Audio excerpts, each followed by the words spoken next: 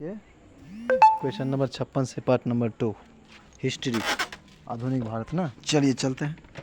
कहता है कि कौन सा प्रथम यूरोपीय व्यक्ति था जिसने भू क्षेत्र अर्जित करने के उद्देश्य से भारतीय सीमाओं के झगड़े में भाग लेने की नीति आरंभ कर दिया था। वो था डुप्ले। कौन था? डुप्ले। आगे है, भारत में फ्रांसीसियों ने अपना सबसे पहला कारखाना कहाँ खोला था? सूरत में। कहाँ? सूरत में खोला था, यानी कि गुजरात। आगे है, फ्रांसीसी ईस्ट इंडिया कंपनी की स्थापना हुई थी। कहाँ हुई थी? किसके शासनकाल में हुई थी? यानी कि लुईस 14वां के शासनकाल में। आगे है किसने भारत में फ्रांसीसी कंपनी का संस्थापक माना जाता है? कॉलवर्ट को। किसको? कॉलवर्ट को। आगे चलते हैं। वांडीवास युद्ध 1760 का नेतृत्व किस फ्रांसीसी गवर्नर के द्वारा किया गया था? काउंट द लाली के द्वारा। किसके? काउंट द लाली के द्वारा। आगे, बंगाल स्थित किस बंदरगाह को अंग्रेजों ने समुद्री डकैती हेतु प्रयोग में लाया था? हुगली। कौन जगह? हुगली। आगे चलते हैं। वहीं पर क्या किया था? जो बंदरगाह से आता था उसको छीन लेता था। आगे है, निम्न यूरोपीय शक्तियों ने भारतीय व्यापार में समय समय पर प्रवेश किया था। सबसे पहले कौन आया था? सबसे पहले आया था पुर्तगाली, फिर आया था आपका डच, फिर आया था अंग्रेज, फिर फ्रांसीसी। पुर्तगाली, डच, फ्रांसीसी, अंग्रेज। आगे चलते हैं। सूची 1 को सूची 2 से मिलाना है। एक तरफ देने हैं सूची 1 और सूची 2। पौंडीचेरी। पौंडीचेरी में किसका शासन था? तो पुर्तगाली का। गोवा पर था आपका नहीं, पौंडीचेरी में था फ्रेंच का। पौंडीचेरी में फ्रेंच का, गोवा पर पुर्तगाली का। टर्न के बार में था आपका डेनिश का, और मद्रास पर था डच का। आगे चलते हैं।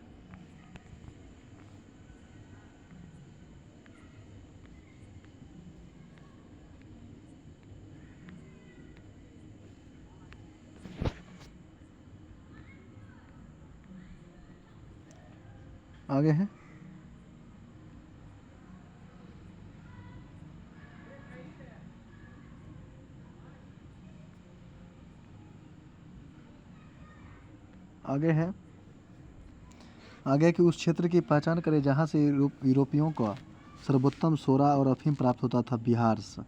आगे चलते, कहाँ से? बिहार से। आगे, निम्नलिखित यूरोपियों में से कौन सा एक स्वतंत्रता पूर्व भारत में व्यापारी के रूप में सबसे अंत में आया था? सबसे बाद आया था फ्रांसीसी। कब?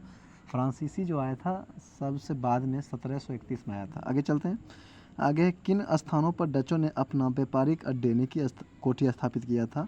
यानी कि नागपट्टनम में किया था, चिनसूरा में किया था, मछलीपट्टनम में किया था, सूरत, भुरीच, आगरा, कोच्चिन, अहमदाबाद, पटना, ये सभी जगह किया था। आगे है, औषधीय वनस्पति से संबंधित पहले वैज्ञानिक ग्रंथ का प्रकाशन किस वर्ष हुआ था? 1563 में। आगे है, सूची 1 को सूची 2 से सम्मिलित करना है। वर्ष और विशेष कार्य। 1611 में क्या हुआ था? मछलीपट्टनम में पहला कोठी खोला गया था। 1611 में मछलीपट्टनम में पहला कोठी स्थापना हुआ था। 1628 में हरमुज बंदरगाह पर कब्जा किया गया था। 1717 में क्या हुआ कि अंग्रेज़ों का व्यापारिक मैग्ना कार्टा हुआ, और 1580 में पुर्तगाल पर स्पेन ने कब्जा कर लिया था। आंसर हो जाएगा डी। आगे चलते हैं। सूची 1 को सूची 2 से मिलाना है।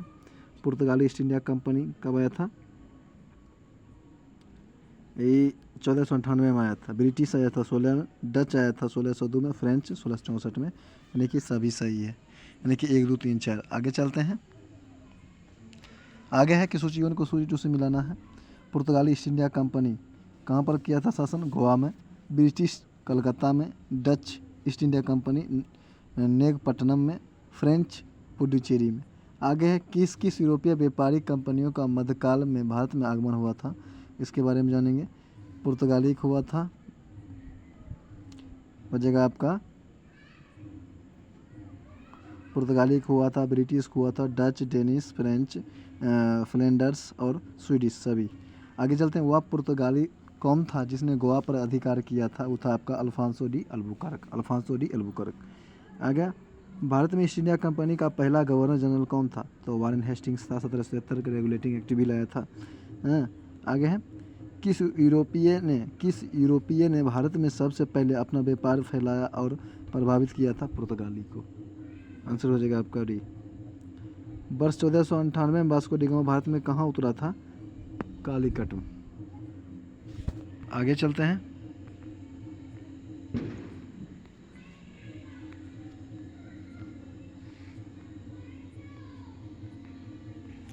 आगे हुआ अंग्रेज जिसने सम्राट जहांगीर के दरबार में आकर के भेंट दिया था, उपहार दिया था, सर टॉमस रो। आगे गोवा, दमन और द्वीप का उपनिवेशीकरण मूलतः किया गया था, किसके द्वारा? वो किया गया था आपका पुर्तगालियों के द्वारा। आगे है अल्बुकर्क ने गोवा को 1510 में किससे छीना था? तो बीजापुर के सुल्तान से, यूसुफ आदिल शाह से ना। आगे चलते हैं।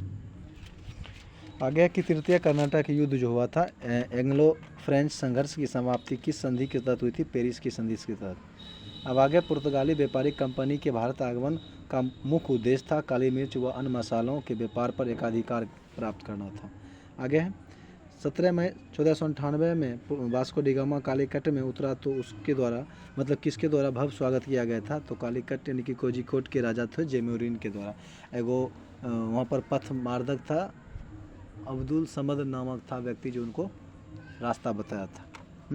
अब आगे है अबुल समद। आगे है 1717 में निम्नलिखित में से कौन मुगल सम्राट में अंग्रेजों की ईस्ट इंडिया कंपनी को भारत में व्यापार पर एकाधिकार प्रदान करने का फरमान जारी किया था?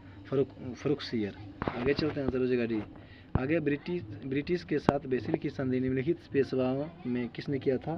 वो क्या था? बालाजी द्वितीय ने। आंसर हो जाएगा डी।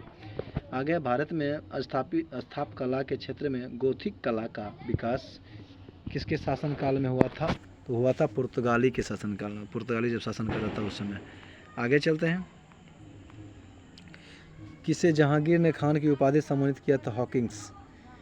कहते हैं कि जिस एक शासक ने ईस्ट इंडिया कंपनी को दीवानी प्रदान किया था हुआ था आपका शाह आलम द्वितीय। आंसर हो जाएगा सी। एक द्वीप पर निर्मित भारत का बड़ा नगर कौन था? मुंबई था। भारत में तंबाकू के प्रचलन का श्रेय किसे जाता है? पुर्तगालियों को। 18वीं सदी में भारत में लड़े गए युद्धों का निम्नलिखित में से सही कालक्रम कौन सा हो जाएगा? अंबर युद्ध, फिर हो जाएगा पलासी युद्ध, बांडीवास युद्ध, बक्सर युद्ध। अंबर, पलासी, बांडीवास और बक्सर युद्ध। आगे है भारत में पहली मुद्रण मशीन की स्थापना किसने किया था? पुर्तगालियों ने। यूरोपीय व्यापारिक कंपनियों के कारखाने होते थे केवल भंडारगिरी के लिए। आगे चलते हैं।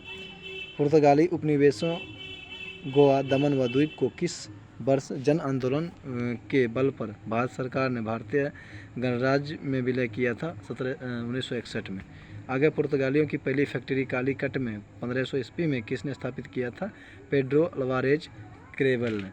आगे चलते हैं। भारत से भारतीय वस्त्रों को प्रमुख निर्यात की वस्तु बनाने का श्रेय किसे जाता है? डचों को, यानी कि हॉलैंड वासियों को।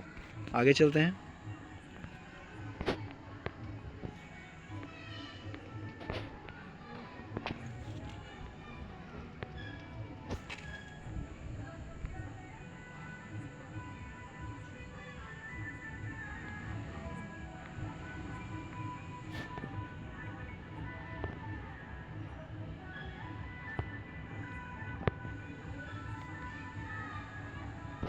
चलिए 95 नंबर क्वेश्चन से चलेंगे।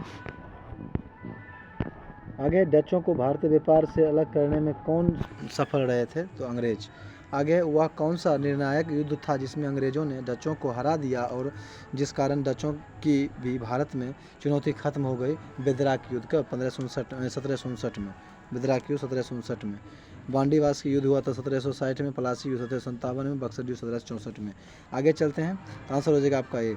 आगे सिकरी और आगरा पहुंचने वाला पहले अंग्रेज व्यापारी कौन था? रिल्फ फिश था। आगे चलते हैं।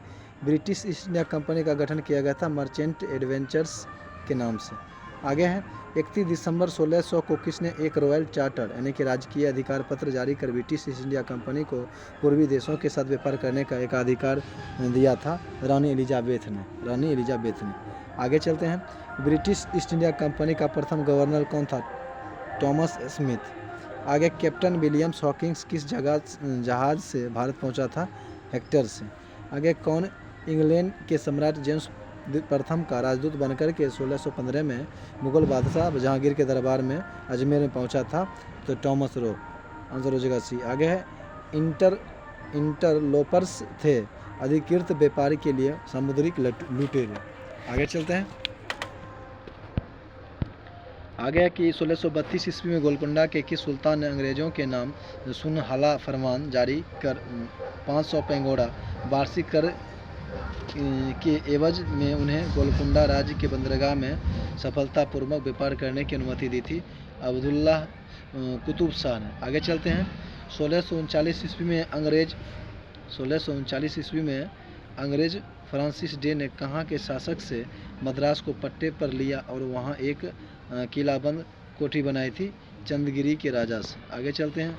अंग्रेजों ने पूर्वी भारत में पहला बार उड़ीसा में महानदी के मुहाने पर हरिहरपुर, बालासोर एवं पिपली में फैक्ट्री कब स्थापित किया था? 1633 में।